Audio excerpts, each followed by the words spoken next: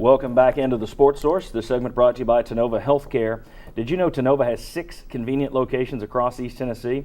They're in La Follette, Jefferson City, Newport, Farragut, downtown Knoxville, just a couple of blocks from our studio, and in North Knoxville off Emory Road. They also have surgery centers, rehab centers, and physician groups in additional locations all around the area. If you have a health need, a healthcare need, Tennova Healthcare is who you can turn to. Check them out, tennova.com. All right.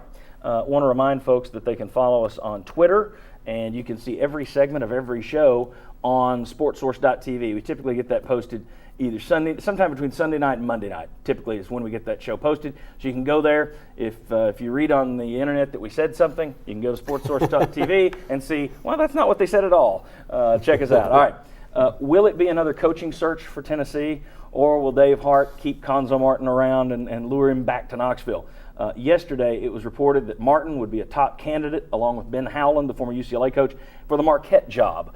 UT says Martin and Hart will meet to discuss the season in due time, whatever that means. Martin's buyout drops to just $1.3 million on Tuesday, so don't expect much to happen before Tuesday. No word on any other schools who might be interested, though BC and Wake Forest, I believe, are still open at this point. And the UT staff reportedly telling recruits not to believe the rumors, but that's pretty much standard operating procedure when you're about to leave or stay. Either way, coaches typically say, don't believe the rumors. I want to quickly run through some more information here. Why Marquette? Why would Cuonzo Martin consider Marquette? First of all, huge basketball budget, second only to Duke. $3 million a year is what they were talking about for Shaka Smart. I don't think they would go there for Cuonzo or for Ben Howland, but you never know. They do have the cash. Martin has family in Chicago. The staff has a Midwest feel to it. John Harris, his assistant, played at Marquette. Mark Pancratz pointed out to me. John Harris's wife also played at Marquette. Is that correct? I think she's at Green Bay, but right there. Oh, okay. Same area. Now, on Twitter yesterday, Andy Glockner and Dan Wolken, some national basketball writers, were talking about why Marquette was a better job than Tennessee, and some Tennessee fans didn't like hearing it, but their answer was better history, better recruiting base. And they said it's a way better job than Tennessee. Now, flip it around. Why would Cuonzo Martin stay? Here's why he might be looking at going. Third best record in the SEC, but he's got the 11th best salary.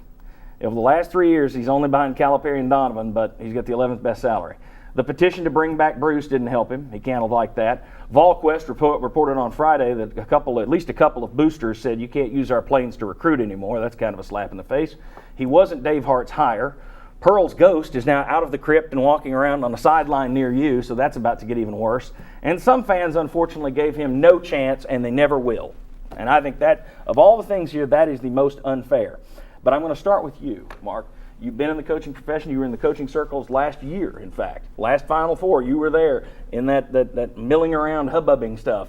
How big, if Tennessee loses a coach to Marquette, how bad will that be reputation-wise for Tennessee? I think it's more about how it's handled before he leaves. From a coach making a decision to say Coach Martin does leave, and if Dave Hart and administration doesn't try to keep him, with all the success he's had in 3 years, making it to the Sweet 16, what does that tell you about your commitment to basketball? And how are you going to hire another good basketball coach if you're not committed to a man that just led you to a Sweet 16 and has finished well the first 2 years? In the coaching circles, walking around the Final Four the last 2 years, we're in Tennessee knowing that I worked for Coach Martin, I got tons and tons of comments about the type of man he is and respected, which we've all heard about now, but how respected he is in the coaching profession. I think a lot of coaches would bat an eye at looking of how Tennessee or why Tennessee would let him walk. Guys, thoughts on Cuonzo Martin and this situation? Do you think it would be a black eye for Tennessee if they lost him to another school? Anyone? No, I think Marquette's a Big East school. You listed a lot of the positives of Marquette. I don't think that would. Fans that see a non-BCS conference team or a non-basketball power team would just look at the name. But no, I don't think it would be. For the reasons Mark laid out, that is why it would be bad for Tennessee. Guys, if Martin leaves, do you think money would speak this big? I mean, Tennessee's gone out and offered them, at one point Doug Dickey offered Roy Williams at Kansas money, and he said no thanks. They offered Jamie Dixon money last year when they were out when they wound up with Cuonzo. Jamie Dixon said no thanks. Do you think money would make Tennessee look more appealing Or is that just kind of fool's gold? They're going to look under the surface. What do you think?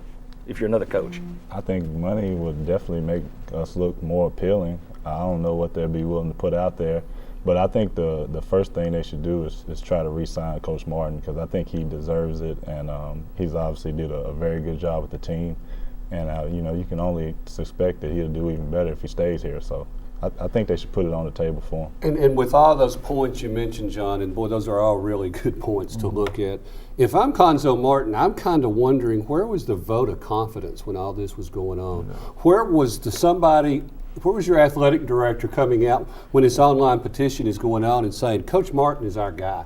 We're going to stand behind him. We believe in him. Some staff changes need to be made, so be it. But you never heard that. So I think that might bother him as much as a lot of these other things would too. Well, to a couple of those points. One, Coach Martin's not a guy about money. His thing is about that loyalty factor. I think that does bother him, that he's in a place, he's had success. He took a chance on Tennessee now when he took this job. Nobody based else on wanted everything else was going on. No one else wanted it. He took that chance, and now to kind of be thrown under a semi while he's in the middle of the season. Do I believe that when they were 7-7 in the SEC and hadn't won 2 games in a row, should there have been some things thrown in the way or some adversity? Yes. To take it to the petition level or to not have people back him currently, that's not right. And I think it's more about the reason why a coach would leave. You throw him all the money you want, it's going to be more about loyalty and do you appreciate him as a man and what he's doing. I've seen schools throw money before and it doesn't work. I mean, Shaka Smart was offered $3 million to go to Marquette. He's from Wisconsin. No. So, personally, money makes it more appealing. Yes, there's no question. If you're throwing big bucks around, you're going to get people to look. But if you got a bad situation, I don't think you can wallpaper it with greenbacks. And Tennessee hasn't been able to in the past. Let's just put it that way. Well, one more point, Si, is No. if Bush Jones were to go 10-2 in his third year, and administration were to know that other schools were to be calling, would you let that man get off the plane coming back from Indianapolis without saying, hey, Coach, we need to set up a meeting tomorrow to talk about your future? For administration to say in due time, Yeah, it's due time. What does that mean? I mean, you either want the man or you don't, in my opinion. The situation's not, I'm sorry, John, the situation's not going to change. Bruce Pearl's in the conference. He's never going to be Bruce Pearl. So he's been able to see that cloud is not going anywhere. And we'll discuss that next. Here's the thing. I don't want my words taken out of context or anything, so I have written this down. It is a prepared statement. It is the first Sunday morning sermon we've ever done here. It's only 3 minutes. Come on back. We're going to discuss the petition and what damage that did. Come on back on the Sports Source.